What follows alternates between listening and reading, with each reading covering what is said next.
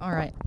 Carl, thank you so much for being here today. Yeah, totally. My pleasure. We were just talking about how you just got off the mountain I did. like 40 minutes ago. I did. Which canyon did you do?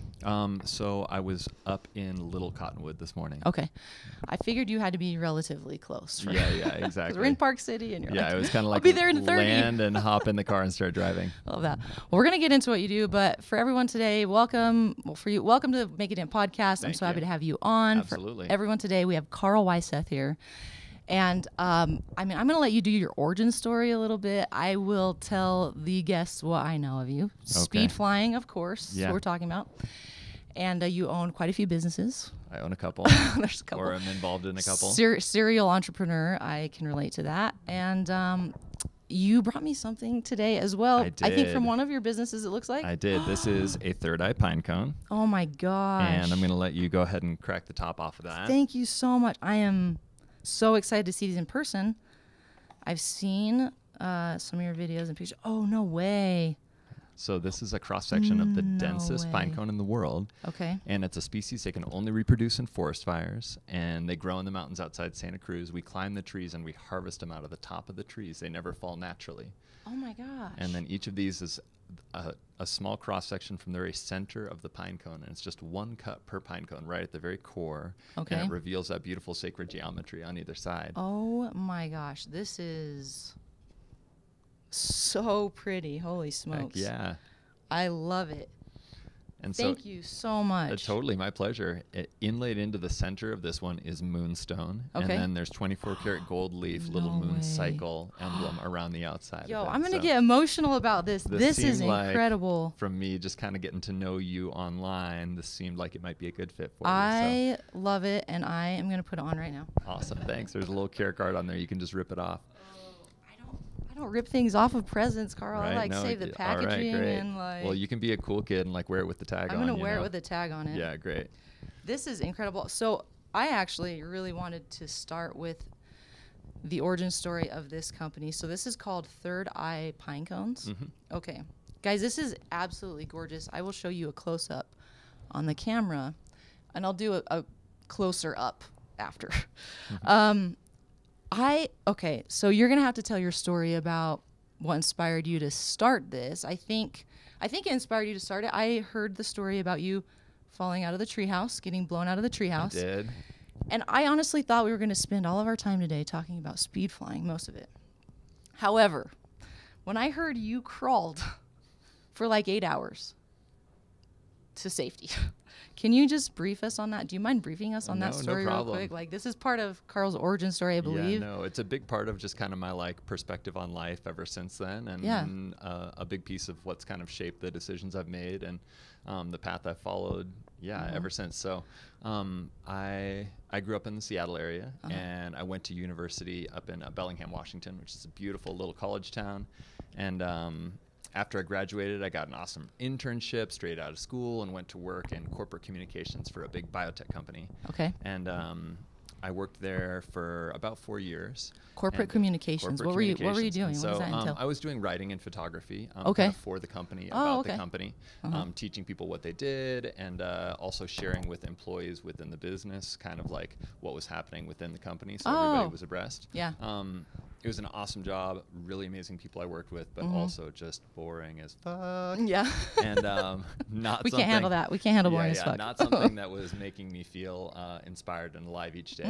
But it was really good money, and it was kind of like the quintessential pinnacle of what I could hope to have gotten for a job out of university. I was making more money than all my friends. I, was feeling successful and accomplished, and also going through that experience I think a lot of people do out of college of kind of like, well, I spent all this time working to get here, and like, is this really the thing that I've been waiting for? And so after a couple years, I toned my hours back at that job, and I had gotten really into just exploring the outdoors. And I'd grown up a little bit outdoorsy, but not particularly, not super. Really? And, Okay.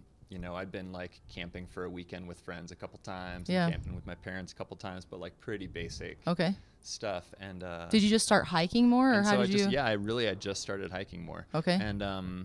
And I kind of fell in love with the forest outside of Bellingham, and I was splitting my time between. I had I had a spot in Seattle nearby to the job, but I was in a minivan, and so I was kind of like living out of the back of the minivan. Okay. Had like the pressed khakis and dress shirts on one side, and then like the climbing ropes and adventure gear on the other. And I was exploring the forest, and I got really excited about this idea of building a treehouse. Okay. And oh my gosh, that's so cool. And ever since I was little, I love climbing trees. I love being up high, and so I started researching different construction techniques, and I started looking for the right tree to build this treehouse in. And I wanted somewhere that was like off in the boonies. I wanted somewhere that was big. I wanted to build up high in the tree, not build something that was 10 feet off the ground, but build something that like was an actual, yeah, like a legit treehouse. Like a legit treehouse, yeah, exactly.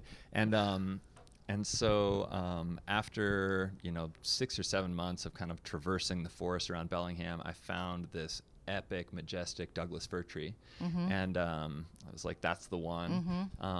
And I started building a treehouse up there, and for the rest of that summer, I was building this structure, which was essentially a series of interlocking platforms that were suspended with like aircraft cable. Okay. And what that meant is that they could sway independent of the movement of the tree, and if the tree was blowing and branches were blowing one way and the tree trunk was blowing another, it wasn't going to pull itself apart. Okay. Room to move and a little breathe. bit, yeah, okay. And I really liked that idea for construction. And this tree was in a particularly windy area on the top of one of the tallest cliffs overlooking the San Juan Islands. I'm sweating the already. top of Chuckanut Drive. And the structures were kind of in between 90 and 120 feet up on the top of this tree. Oh my gosh. The only way up there was with a single strand rope. And so you'd clip in ascenders and then ascend up this rope and up into, up into the top of the tree. So you're built, like you had to ascend and build, right? And exactly. Then, And everything was hoisted with pulleys. Yep. It was a really fun project, and it taught me a ton about climbing and rigging and construction. I didn't have background in any of those areas, so I was just learning as I went, as I gather you've done with some tiny home stuff recently. Yep. So towards the end of summer, now passing into fall, late October, I was getting ready to go on a camping trip up in Alaska with a friend. This was going to be my first really big backcountry away from everything and cell phone contact. And my first trip of that nature, and I just had bought a bivy sack, which is basically a small one-person tent. And I was getting ready to leave in a couple days, and I kind of had this moment of realizing, wow, I haven't ever actually spent like a rainy night inside of this tent yet, and I'm getting ready to rely on this for my life for like 2 weeks in Alaska. Yeah. I should probably go and test Like this test out it once, out. make sure I know what's going on. There isn't like a hole in here or something like that. Yeah. And so I looked at the weather very cursorily, and I wish it would have looked better. But I was like, oh, it looks like it's going to rain. And so I was like, oh, I'll go and I'll pitch this tent up on the deck, the exposed deck of this treehouse, and I'll get some rain. I'll get to experience what it's like. I'll get to spend the night in the tree. Awesome. And so I went up there, put the tent up, and it turned out that night was a huge windstorm that slammed into the Washington coast. And again, this is the top of the tallest tree on the top of the tallest hill, looking out over squirming the Pacific Ocean and the San Juan Islands. And you could see the ocean from your... Oh yeah, it's every night was the most gorgeous sunsets over the San Juan Islands. Owls calling back and forth. It was right above a lake as well, so I'd go for moonlight skinny dips. Oh and my it was gosh, amazing. okay. But this particular night, the tree was just getting buffeted by wind, and I woke up and it was pretty windy the first time or two I woke up. Yeah. But it's windy every night. It's Washington State. It's a tall tree, so I was used to that. Yeah. And then at some point it got so windy that the material of the tent started vibrating in the wind, just. Okay. Yeah. And that's when I kind of like went from kind of dozing on and out of sleep to like, whoa, this is become fully crazy. Yeah. And even still, I wasn't scared or worried. I just was kind of like, wow, this is a really windy night, and I couldn't sleep. And so my thought in that moment, I remember having this thought waking up, was like, cool, I'm going to climb to the top of the tree and like ride around in the swaying winds. If I'm not going to be sleeping right now, this is kind of like a special, cool experience. And I feel really confident in my construction. I feel really confident in this tree. Yeah. I don't think it's going to get like blown over or something. Yeah. So I'm going to Well, it's been there for a while. Yeah, exactly. It's been here for hundreds of years. Yeah.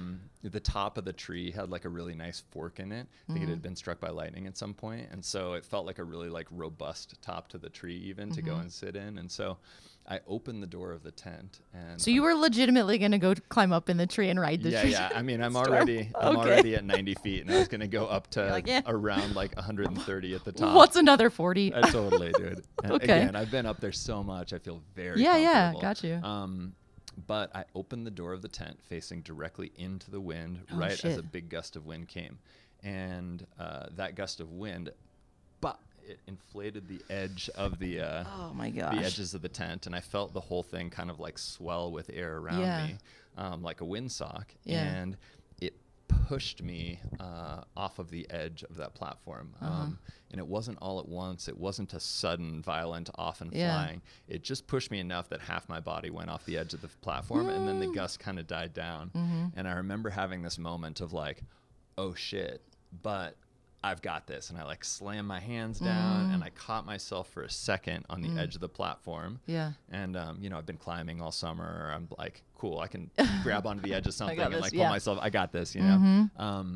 But I had this brief moment of realization. It's the last thing I really remember of realizing I've slammed my hands down and they're on the little entry fabric of the tent. Oh. And so I haven't actually gotten Got the the platform. I've platform? just gotten like the fabric on top of it. And then I had this kind of just like, oh shit. Oh. And then this moment of acknowledgement that I was definitely dead. You know? Oh my gosh. And that was that was an interesting moment. It wasn't a like, I hope I can live. It wasn't, I hope I can save myself. It was like, just, it's like acceptance. it was acceptance and acknowledgement. And, Ooh, I got chills. And I wasn't scared. It just was kind of the knowledge that this is happening, and that's it. And there had never been a thought that from anyone who had been up there that you could fall from the top of this tree and live. Yeah. And so, when I went, that in my mind was game over. However, something like 6 or 7 hours later, I woke up in kind of an animal state at the base of the tree. I don't remember any of this, but I tumbled my way down the hillside in the wrong direction, away from civilization. Oh shit. And I had 6 broken vertebrae and 6 broken ribs, and ribs through both my lungs, and 9 shattered teeth just from the severity of the impact, just from my jaw snapping shut. Yeah. And ruptured spleen, ruptured appendix. I was all fucked up. And You still don't remember? And I'm not remembering any of this, but I came to, and I'm on the hillside on all fours. I'm kind of like breathing heavy, and I'm coughing up blood, and every breath that I take is just kind of like air passing over my lung tissue, but they can't inflate properly.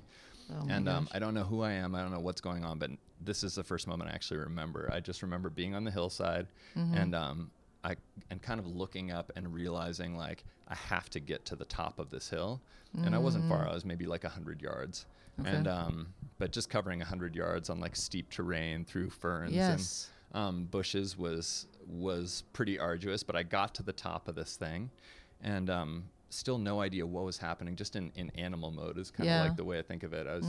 I was just an animal trying to survive. But I got to the tree. I saw the single strand rope kind of like floating back and forth. The sunlight was just beginning to hit the side of the tree, kind of the sun after the storm. It was like pretty calm. And then at the base of the tree was my sleeping bag and this bivy sack, and they were covered in blood.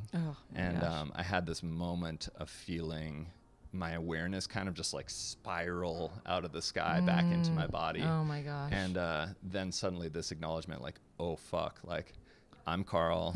This is what happened. This is my tree. This is the tree house up there. Like, I've fallen, and somehow I'm still alive right now. And then the realization, like, wow, if that's happened and I'm still alive, I must be super fucked up. Yes. Which is kind of how I felt then. Which is true. I was in pretty deep state of shock. But I was conscious, and I was able to breathe just enough to be, to keep myself awake. And you realized which direction to crawl, I guess? And I realized that all of my belongings were up in the tree still, including my cell phone. And so it's the The end cell of, phone stayed in the tree? The cell phone is still in the tree. I know. All of my stuff was like stashed safely up there. It was just me and my bivy sack that got swept out. Yeah. And so I'm wearing thin, long underwear, no gloves, no shoes or socks or anything. It's like late October in Washington, so it's cold, and I'm cold. And and there's kind of this dawning realization, like, wow, I'm in big trouble, and I don't have any way of calling for help. Yeah. How did you make the decision to? I thought about this a little bit when I first heard the story, but like, how did you make the decision just to like start crawling? Because I think some people would have just laid there. Yeah, I really do. There wasn't any decision, and I've had people ask me that before. Yeah. There wasn't ever a moment of like were you deciding. just It continuing was just to like move? basic animal survival at that point. And gotcha. There's a brief moment of assessing the situation. Yeah. And every position I was in hurt, but the only thing the thing that felt the best was just to be on all fours, kind of crawling. Yeah. Or kind of stooped over, kind of protecting my lungs and rib cage and keeping my spine from being erect and the whole thing. And so I was kind of oscillating between crawling and being Quasimodo'd out. Yes.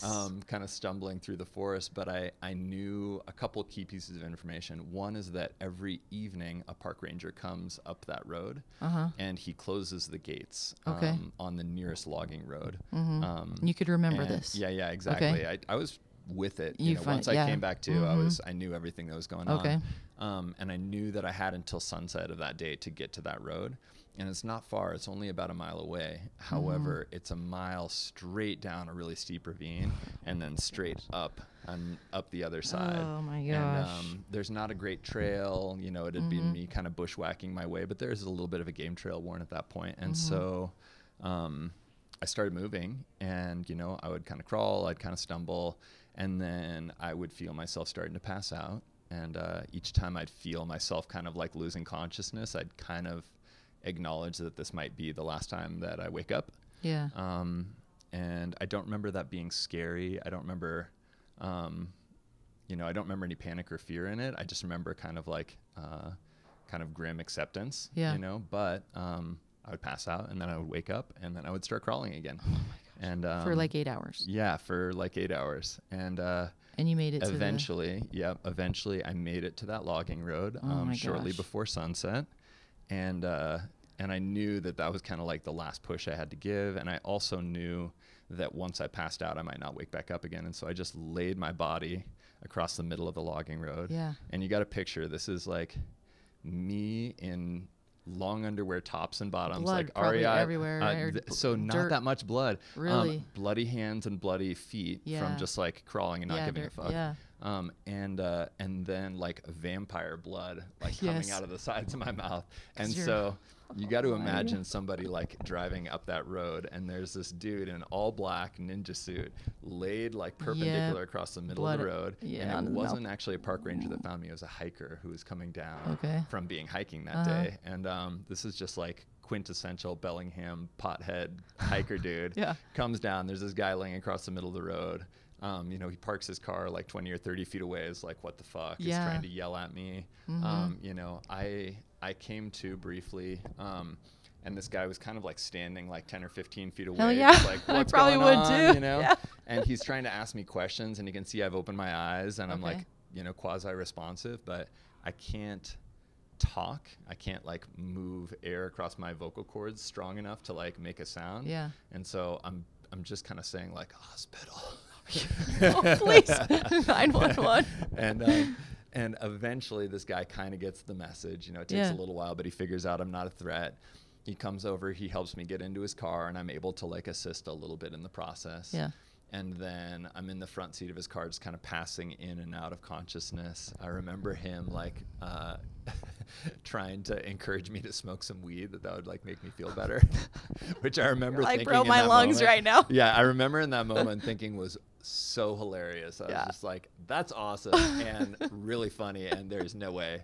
But I also remember like kind of thinking about it, like maybe that would that like, help? Actually like, feel good. I was like, no, that wouldn't feel good.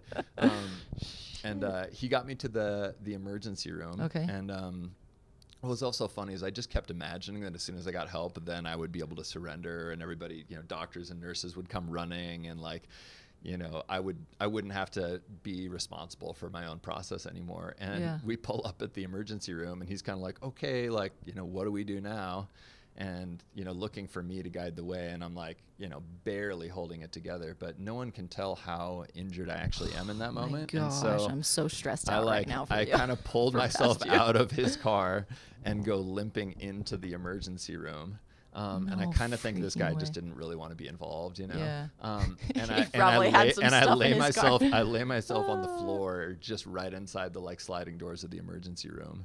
And you know, and again, I'm like waiting for everything to start happening, but instead like nurses come over and they want me to fill out paperwork and they're trying to ask me questions, and I can't communicate well enough. I can't talk, and so I can't communicate well enough to make people understand what an actual emergency this is.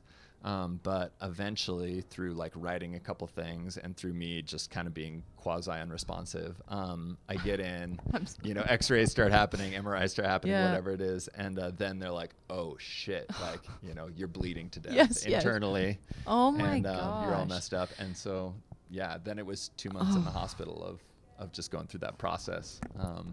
I am so stressed out right now. Yeah, don't be. No. No, like I'm not. I know you're not. Like, but I'm trying to like, I know that the listeners are feeling that too. Like, that's just like absolutely bonkers. How long ago was that? So that was 11 years ago now. Okay. Yeah. Now, 11 or 12, I lose track. I want to jump into like kind of how you then go from that to speed flying. Yeah. But one thing that you said that I thought was super interesting, I think this was on a YouTube video that you did for this company. Yeah. And I just love this so much, this necklace. It sounded to me like this, I don't know how this experience could not like change your life. You alluded to that it did, and kind of like made you gain some perspective, but what did that do for you? I would imagine like having all those moments of like, this might be the last time I close my eyes was probably something to process in that moment, or maybe later. But you had said something that said like, for your passion of living a more positive and genuine life in alignment with nature is, I guess maybe why you started this company, or something that it means to you. Totally. Am I right? So to bring this all full circle, you know, I spent a fair bit of time in the hospital not knowing if I was going to be okay afterward, you know, and there were areas that like had weird numbness and nerve pain, and, you know, just learning to walk again was a big deal. And again, it's 2 months flat on my back, you know, just before wrecked. Physical therapy. Before I can just be discharged from the hospital, you know, and then after that, months and months more of mostly being in bed and slowly beginning to do like basic functional tasks. And you know, anytime I try and ask the doctors, hey, how bad is this, and what's my long-term prognosis look like? They're kind of like, well, you fucked yourself up really good. Like, we don't really know. Yeah. You know, but don't count on being able to do fun stuff again. Yeah. And so I kind of had to make my peace with that, and I did, and it gave me a really different perspective on life just during that period of time, and I kind of reprioritized around maybe not being able to do fun, physically active stuff that had been, you know, kind of what my life revolved around other than work previously. And so over the next 6 months and then year, as I began to heal and as everything came online and as I kind of realized, wow, I'm like actually pretty good. Like, you do a lot more than maybe you thought. Exactly. I can do more than I thought I'd be able to, and I'm like getting better quickly. You know, I started to make plans, you know, to try and do all of the things that had kind of been on my bucket list at that point, but that I hadn't been pursuing because I'd been caught up in the grind, and I felt that I had such a good job. I had an obligation to keep doing it because it'd be so silly to like bail on such a good opportunity. But I quit my job. I bought a ticket to Southeast Asia. I'd saved money over the past couple of years. I went and lived in Thailand for a year. Oh my gosh. You know, I explored all over the place. I lived on like a little deserted beach with 9 dogs and 5 bamboo shacks for 6 months. Oh my gosh.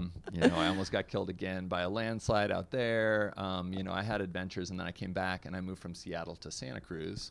And I was, you know, I didn't have very much money at that point. It was kind of like, okay, cool, I need to figure out the next thing. And through a crazy circuitous set of coincidences and circumstances, ended up on a mountaintop in Big Sur, California, and stumbled across this beautiful pine cone.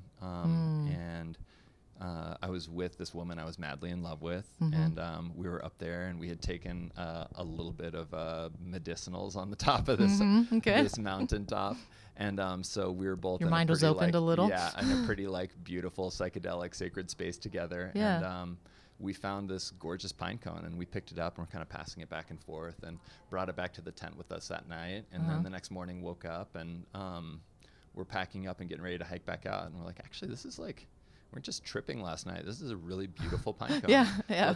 Let's bring this back. Yeah, we're in it right now. I've got mine on here too. Yeah. Okay. But let's bring this back as a memento from this gorgeous shared experience that we've had together. Okay. And so it came back, and it lived on my windowsill in Santa Cruz over the next year. Just the whole pine cone, uncut, unopened. And it dried and cured and aged, and it never popped open, which I thought was strange. I always thought the pine cone was going to open at some point, but it stayed really tight shut, which is a unique characteristic of the species. Okay. And then one day I was looking at this thing. I was getting ready to move out of my house. I'd broken up with this woman. My life was in flux once again. I was really trying to figure out what it was that my offering to the world was. Yeah. And I think everybody can identify with that feeling of like, you know, feeling this like pent up like stoke and desire to like share something unique and special to you that nobody's ever done before and nobody's ever seen before, and grasping around for that thing. And I had a saw in my hand, and I was picking this pine cone up to put it in a box along with my other belongings. I was like, oh, I wonder what's inside of this thing. Yeah, exactly. And I kind of had a little bit of detachment from it as well. Like, you know, if I ruin this thing, it doesn't matter, whatever. I'm like getting ready to move spots, I don't care. Yeah. And I took a cut from it, and it just happened to be just the right angle, just the right thickness. There's so many different things I could have done in that moment that would have meant that this never came about. But the stars aligned, and I saw this beautiful pattern revealed inside of the pine cone. And you know, it was kind of a rough cut. I didn't know what I was doing. Did you like use a handsaw? No, I used a skill saw. A skill which saw. I do not recommend anybody who wants to try this at home. Do not hold a pine cone in one hand Carl? and then like a skill saw in the other. It's a bad idea. It's a great way to lose a finger. It's not how we cut them anymore. However, in that moment, it worked, and I saw this cool pattern, and over the next day or two, I started asking friends who had woodworking experience, like, hey, this is kind of cool. What should I do? And they're like, well, sand it down, you know, use a couple different grades of sandpaper. Get it fine, yeah. And so I did that. Yeah, get like a nice fine surface on it. Did you put oil on it finally? So I did. Well, I didn't actually. Okay, you waited. I asked for advice, and everybody told me to do that. They're like, you could use a tongue oil, or you could use a varnish or a lacquer. And so I made plans to go to the hardware store the next day. Yeah. However, that same night, I was hanging out with some friends, smoked some weed, got a little bit uncomfortably high, and was kind of like, wanted to like do something with this awesome, cool new project that I had. And I had a moment of remembering that I had a 2-part woodworking resin that I discovered in my belongings as I was getting ready to move. And I'd originally bought it funny enough, for making didgeridoos. Yeah. A project like amazing. Classic stoner project that you like dream of doing and make plans for and then never quite get around to and still have the supplies. And so I mixed this 2-part woodworking resin together. And then I had a foam brush for another random arts and crafts project, and I used a foam brush to apply a thin layer over the face of the pine cone where this beautiful pattern had been revealed. And I woke up the next morning and picked this up and was like, wow, like this was pretty before, but all of the colors popped. There's this beautiful pattern and this nice like glossy glass-like finish. And what's funny is if I would have waited and followed my friend's advice, the pine cone over time, I know now, would have slowly cracked open and disintegrated. It would look cool for a couple days, but then it kind of would have like fallen apart. And to this day, you know, this is still the exact same woodworking resin that we use to seal the pine cones of all the different things. And we've tried, you know, every finish at this point, but this is still the one that works. And so. Can I see the back of yours? Absolutely. I'm just trying to compare to mine. Totally. Oh my gosh. Is this the OG one, or is this a different one? This is not the OG. The OG one is like lives in storage at my place. Is it? Yeah, I've still got the they're original all pine so cone. fun. Been all over the world with me at this point. So how? Tell me. Okay, so speed flying. Yeah. I want to get into how we go from this to this. These are absolutely beautiful. Yeah, and right? and Totally. I have so much to dive into, but we're gonna look at a clip together. Cool. Of what speed flying is. Before we do that, for the people just listening, how can you for the people that are listening, how would you verbally describe what speed flying is? Because I can attempt it, but I will massacre it for people who have no idea. So it's essentially everyone knows what like a skydiving canopy looks like. You know, you can picture somebody base jumping or skydiving. They've got this big piece of fabric overhead, and people do another similar sport called paragliding. I was wondering if it was which is very common here in Salt Lake City. This is kind of like the epicenter of paragliding in the U.S. And this is another sport where you sit in a harness, kind of in a reclined position. You have the big fabric over your head. Yeah. And, skydivers will jump out of a plane and deploy this thing and then coast to the ground on it. Paragliders will have a much bigger canopy overhead, and they'll ride around on thermals trying to stay up in the air as long as they can. And speed flying is a little bit like a fusion of the two of those. And so it's much smaller paraglider style canopies that instead of being made for staying up in thermals and coasting around in the air for hours, they're made to go down very fast. And they're more similar in size to like a skydiving canopy, but they're designed in a very different way. Right. Skydiving canopies are made to generally speaking, there's obviously different designs, but they're made to get you to the ground safely. And they're not typically designed for forward speed. They're more designed for safe descent. Okay. This is which kind was this? That's a skydive canopy. Skydive canopy. Yep. Okay. A speed wing, unique kind of to speed flying, is like a fusion of those two, and it's made to glide forward rapidly. And so unlike a skydiving canopy that kind of like sinks towards the ground, this is really like making a lot more forward speed.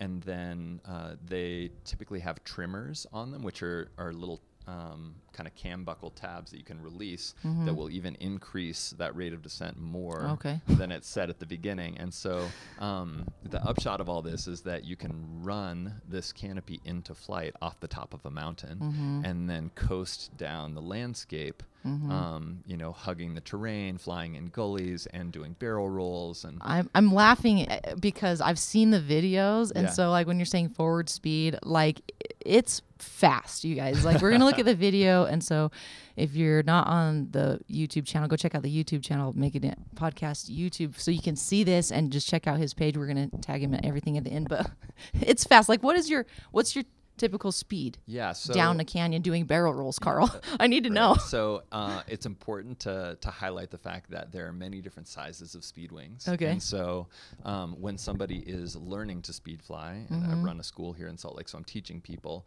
oftentimes they're like a little terrified because they're like, they've seen a video of me flying and they're like, whoa, that looks crazy and really fast. Yes. And, at the upper ends of how fast I'm going is like 100 or 120 miles an hour if I'm diving out of a barrel roll. But usually if you're diving, the upwards of your speed is 120 miles an hour? Something like that. Yeah. Okay. Okay. I didn't know it was that fast. I haven't ever speed gunned myself, actually, like coming out the bottom of one. But I think that's in the ballpark. Yeah, okay. I trust you. And so, but the average speed when I'm kind of just like flying flat and straight is probably closer to like 40, 50, 60, something like that. Okay. And the larger, I also fly, I fly a broad range of different speed wings, but in the videos that you're talking about, I'm typically flying a very, very small speed wing, which means it goes much faster. However, there are many different sizes and models, and the ones that somebody who's just kind of like starting to explore the sport on would be much larger. They go much slower, and and typically you'll fly a little bit further away from the terrain as well. And so there's kind of a broad range that you can do in the sport, and it gives people a chance to kind of start on something that's comfortable and safe for them, and then slowly you'll downsize over time. And this is true of like skydiving canopies as well. Oh, okay. Well, I will tell you, I am much more inclined now to maybe try it, because I was like, okay, this is bonkers. I know he does the school, and I'm excited to dive into the school, but that makes sense. I feel like maybe I could. Let's look at this video real quick. You definitely could. Together, and let's just kind of talk through. You can kind of talk me through this as you see it. This is great.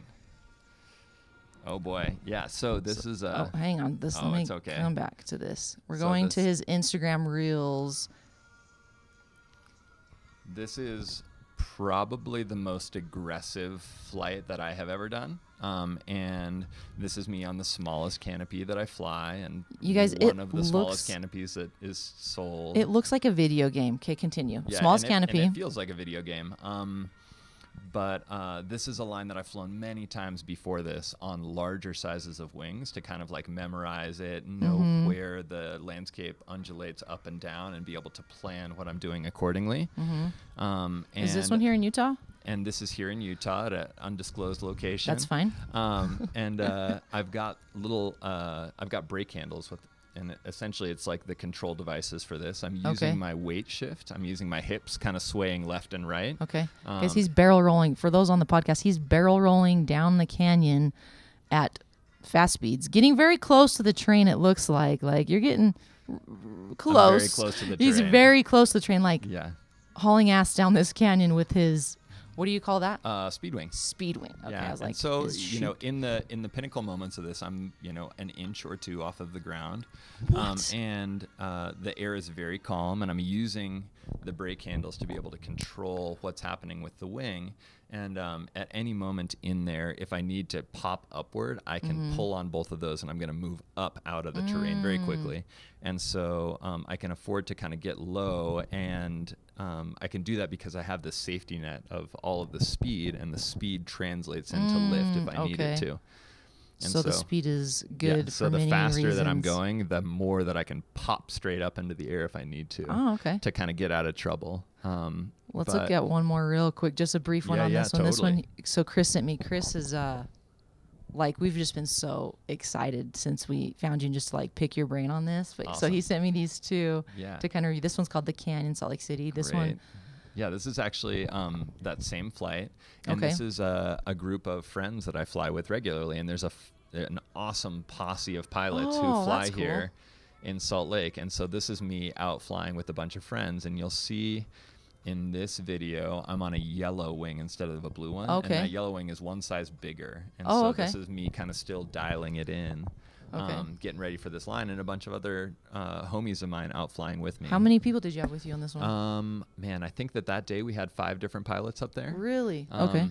And that's so much of what makes this so fun, is not just, the thrill and the experience for me personally, but getting to share these experiences with this awesome cadre of other badasses here who are like doing cool stuff, and who are grinding these massive hikes to get to these flights. And that's a big part of it. It's not just out there jumping out of a plane and getting a big adrenaline rush. It's going on these beautiful immersive nature experiences and sharing that with your best bros. And then flying down and cracking beers at the car 5 minutes later, So, I mean, you have to know, it has to be a relatively small community that's doing this, right? So you basically probably know everyone who's like speed flying. It's been growing rapidly. And, really? in Salt Lake, I think that it's fair to say that I know everybody who's kind of flying lines like this, and maybe at a level like is shown in that video.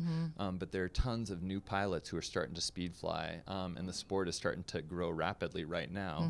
And there are lots of people who fly slightly bigger wings, who are kind of just getting into it, who are reaching out for like a little bit of help progressing in the sport. And because it's so new, there hasn't been very many resources for people who, after they've learned the basics on a bigger wing, can reach out and start learning some of the more advanced techniques and maneuvers that accompany flying. And mostly that's happened in Europe. And mostly that's happened because they have gondola access. And so they can go and they can ride a gondola up and do laps. And out here, we're like hiking. You're like earning every single flight. Exactly. Like with the sweat of your brow. No, there are a couple flights that we can drive up, but they're not very exciting. And so mostly we're hiking up. And throughout the U.S. right now, not just in Salt Lake, but more broadly in the United States, the sport is rapidly expanding. It's this beautiful marriage of people's increasing desire to get out and connect with nature and go for big, beautiful hikes, but also have these like thrilling once-in-a-lifetime experiences. And, you know, with the bonus of not having to hike back down, which is Yeah. for many people, myself included, like the least fun part of the process. You like got to the top of the mountain, you're like, yeah, we made it, and then No, you're to like, hike back down. wow, shit. Yeah. Yeah. Okay. Help me connect the dots on how you went from, and I want to be respectful of our time. Totally. I have us at like, maybe we have like 15 more minutes. That would give us an hour from when we started. Is that okay? Yeah. Help me connect the dots from like the accident. And I don't know if they're related, but like, did you get your pilot's license first? How did it? This is a great and funny connect the dots. Yeah. So there isn't really a connect the dots. Amazing. The very first time that I ever flew on ripstop nylon was in a tent out of the top of a tree by accident. And you know, you were hooked after that. The reason I was up there is because I loved exploring nature and I loved being up high. Mm-hmm. And then, you know, years later, after starting this pinecone business, after traveling music festivals all around the world and sharing my stoke about pinecones and nature and tree replanting and all these things with people, I met somebody who speed flew. He was cool enough to like let me play around with his speed wing and kind of introduce me to the sport. And as soon as that happened, I was hooked, and I went and I got formal education. You know, I was able to find the only instructor in the U.S. at that time who the only person who I could find. I've learned since that there were more, but in that moment, the only person I could find online. This was like about 10 years ago or no, this was less that I started. That I actually started speed flying. Oh, okay. But you know, I found somebody who could give me some basic instruction, and then I just started chasing it down. And every opportunity I had, I would try and fly. And I learned paragliding first, and then I transitioned into speed flying. Was that the goal with paragliding, to get to speed flying, or was it kind of like? Originally it was just speed flying, and I did some of that, and then I realized that I wanted to have a broader skill set, and so I went back, and then I also learned to paraglide. And now when we're working with students, we're like, cool, if you want to speed fly, great. We have a progression where you can just focus on speed flying. You don't need to go back and learn to paraglide first, which is a really frustrating component for some people. They're like, I don't want to paraglide. Why do I need to? But regardless of whether people are learning to paraglide specifically or not as a discipline, they need to understand some of the skill sets that are involved. And there wasn't anybody who was really breaking those down on an individual level. And so, you know, I learned some things about paragliding. There's some really important stuff about weather forecasting and stuff like that I got to learn in that process. And then I started applying that to speed flying, and I started making trips to Europe and New Zealand and meeting the other people who were really like progressing in this sport. And starting to collect kind of the skill set internationally, and then bring that back to the U.S. and share that with other people.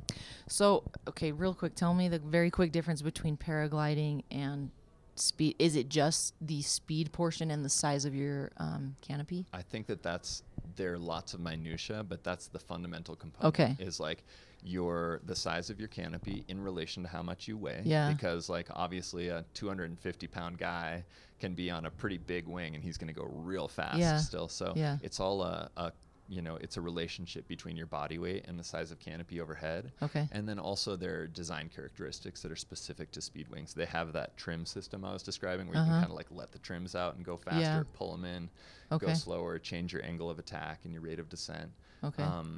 But yeah, speed wings are kind of a specifically designed tool for this job, but there's a lot of interplay between that and paragliding, and there's a lot of paragliding pilots who get excited about speed flying later, and there are speed flying pilots who realize, wow, I love staying up for more than a couple minutes at a time. Like I want to learn to paraglide, because you're still heaving yourself off of a mountain, right? Totally. Exactly. You're heaving yourself off a mountain. You're just, it's a rate of descent and kind of type of canopy. I got you. So what when you started doing that, like what is it about that? Like obviously the nature component is important to you, it seems. And then I mean, we started the conversation with you, if the weather's right, you're doing 2-a-days. So tell me about what else you're getting from that just like keeps you coming back for more. Well, one component I suspect you're going to be able to relate to is exercise.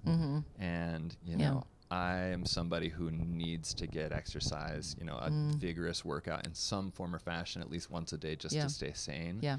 You know, I'm just wired that way. And I also have found that I do better in all of the other components of my life if I'm giving myself a good aerobic blast once a day, you know? And so even on days where I'm not out flying and hiking, I'm still waking up, I'm going for a swim, you know, or I'm doing like an hour and a half yoga practice or whatever it is to just like stay in that flow. Yeah. And so that's a big component of what I love about speed flying. When did you realize that you needed that in your life? Oh man. Because mine's recent. Yeah. Mine's relatively recent, Right. like in the last 2 years. And I now I relate to that when people say like, I need it every day. I need it every single day or I'm going to lose my shit. Yeah, totally. And you just can feel how suboptimally you're performing and where your mood and attitude is at, your enjoyment of your life, you know.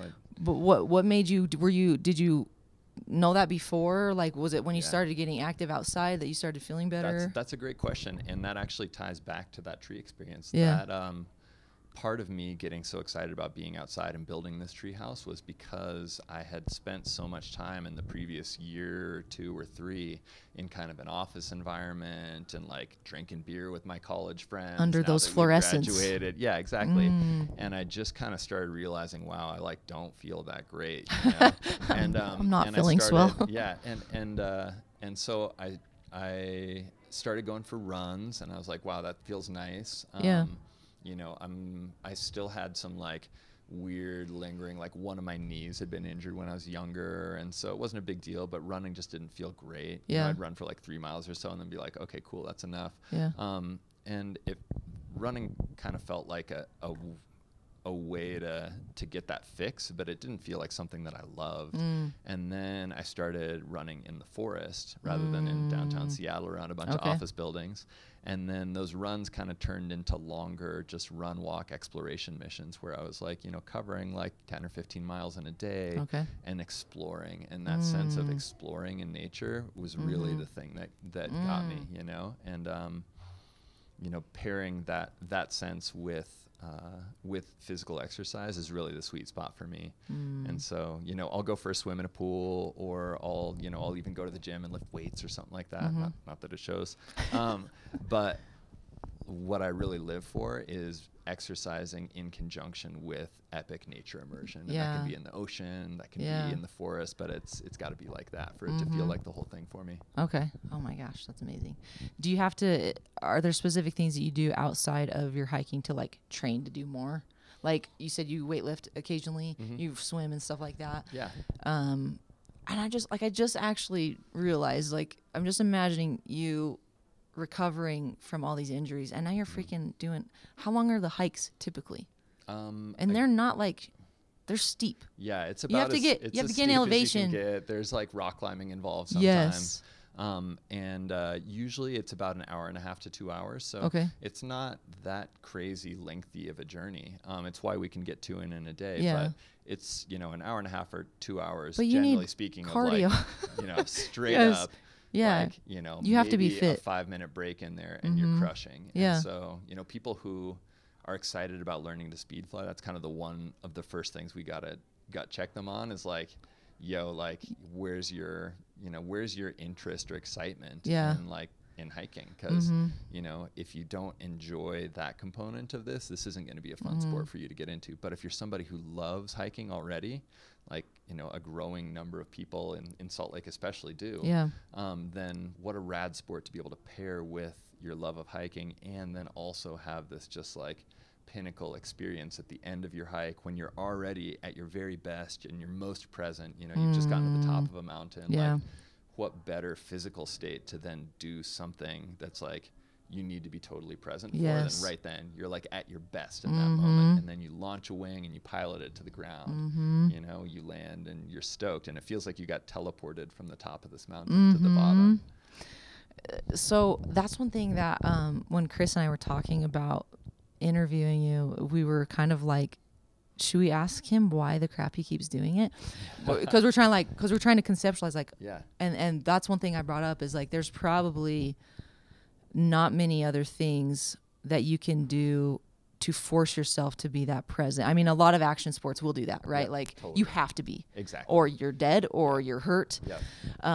So it sounds like it's forcing you into presence. I mean, you're probably already pretty grounded and kind of I'm sure you practice that often because you're out in nature and you're just like in it. Mm-hmm. But how is that experience that you've heard from people who are new to it, like kind of feeling that state of presence? Like have people communicated that to you? Totally. And what's the conversation there? I think the conversation is, it's both people communicating that they're having that experience and they enjoy it. It's also myself and my partner and instructing people, communicating to the people who are learning the importance of like being in the right mindset and having like a clear headspace before they go flying, and knowing when it's appropriate to just say, hey, today's not the day for me, you know. And that's really hard for people because, you know, especially if somebody's doing instruction or training, you know, they're out, they're like ready to go. They've blocked out this time in their life to go fly, you know, or, you know, whatever. Maybe it's an experienced pilot and, you know, you made plans with your friends a couple days before. We're going to go do this mission. We've been watching the forecasting. It's perfect. And then the night before you break up with your girlfriend and like, you know, you don't sleep good and you're in a bad headspace, and the whole hike you spend like ruminating on whatever it is.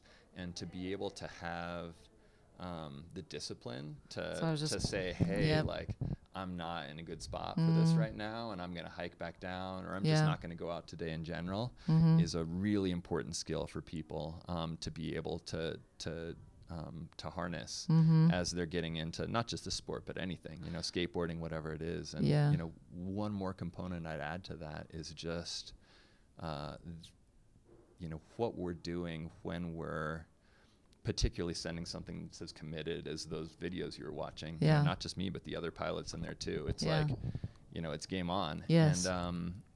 And having a meditation practice or experience in, you know, in disciplined practice presence in the moment can be really helpful for people in not just learning this sport, but in learning anything, you know, where you need to be able to flip the switch and go into an on state of presence. And, you know, not only is that a skill to bring to bear on it, but it's also like kind of the essence of the enjoyment. And, I've done a 10-day Vipassana retreat where it's like silent meditation on a mountaintop in Thailand in a temple. And, you know, that state of awareness that you reach at the end of, you know, 10 days of not talking and meditating all day is very similar to that little, you know, 2 or 3 or 4 minute blast that I get when I'm speed flying. Okay. It's kind of a little hack to get to step into that that's space. Cool. You know, that's really cool.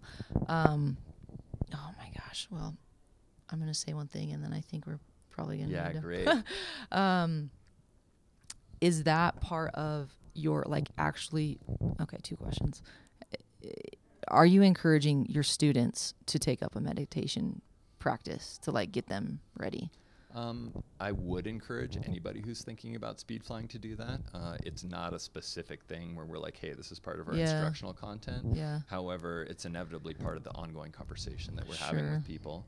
And, you know, one thing that we're able to observe real quick with people is just kind of their innate capacity to that when they show up to do instruction. You know, it's very apparent very quickly who's able to kind of step into that space quickly and who maybe needs a little bit more help to be able to like reach that place where they've turned their thoughts off and they're existing in just pure action. The moment. And, you know, inevitably, having built a repertoire of appropriate muscle memory and decision making is part of being able to be in that place, you know, is the practice and training you put in a non-committed environment so that when it is committed, you're not having to exist in your thoughts or your mind. You're just doing what you already know how to do, and you're serving as a channel for that to come through uninterrupted. How are you teaching people, or like, is there a checklist or something? Because I love what you said about trying to have that discipline, because it's so important in all aspects of our life. And one thing I've asked myself over the years, and I've asked a lot of friends, is a lot of my friends who are in the military, is how can you teach discipline and not break someone? Totally. So, and I think I've figured out something that worked for me, but how are you communicating that and having, like, what's the mental checklist you're telling your students or your good friends who are getting into it?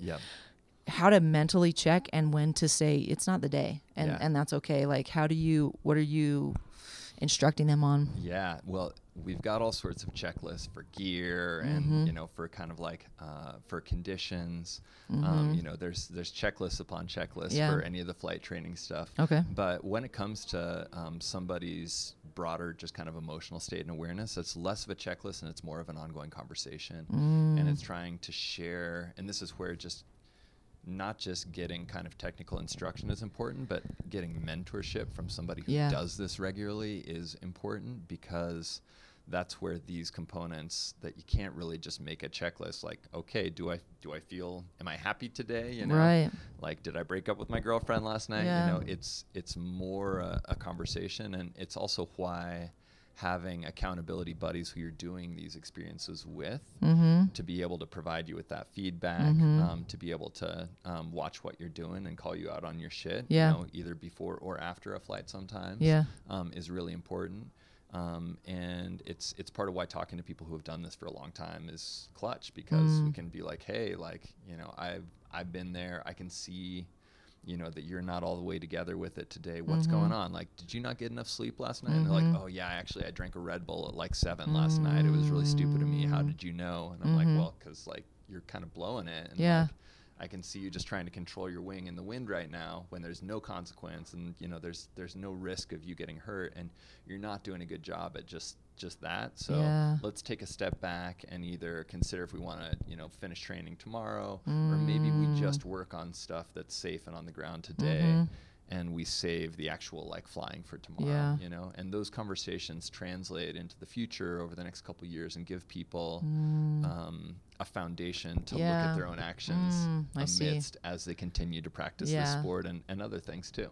That's amazing. I love that. Well, this has been, I could go on for another hour, Carl. So I hope that I can convince you for maybe a round 2 at some point. But I want to be respectful of your time. Tell us where we can find your stuff. Tell us about where we can find you at your flight school. And any of your businesses and any of your social handles. How can people find out what you're up to? Cool. Well, our school can be found at speedfly.com. And it's just the way that it sounds, speedfly.com.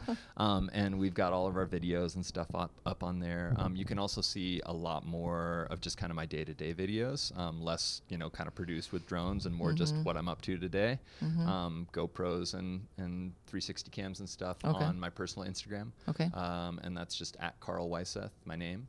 And then thirdeyepincones.com is the name of the business and this piece that you're wearing right now. Love it. And so then beautiful. I also am a partner on another business, Third Eye Tapestries, beautiful visionary art from festivals, reproduced on like large wall hangings. And most are you recently, guys making? Where do you make that? Where's that? Those are made in India, so they're dye sublimated, printed by like a beautiful Indian family business out there. Oh my gosh, they are beautiful. You guys have to check them out. Epic artists from festivals all over the world. And then the last project that I'm super excited about right now is StokesPicks.com. And these are flavored toothpicks infused with a little bit of nicotine. And so for people who want to be able to have nicotine involved in their life, which is it's a beautiful cognitive enhancing substance that's awesome in the right circumstances. It just sucks the delivery methods that people have been offered up until now. And so this is a way for people to be able to use nicotine and safely and sustainably, and also have like a yummy low flavored toothpick whenever they want to, if they're studying for a test or winding down after a day or something like that. Amazing. So you guys check him out on all those platforms. We'll link in all of the descriptions. Carl, thank you so much for sharing how you're making a dent in this world. And I hope that we can have you on again sometime. And I hope that your flight later today, if you go, is amazing. I'm gearing up for it. Awesome. I really appreciate you having me on. Thanks so much, Sarah. Thank you.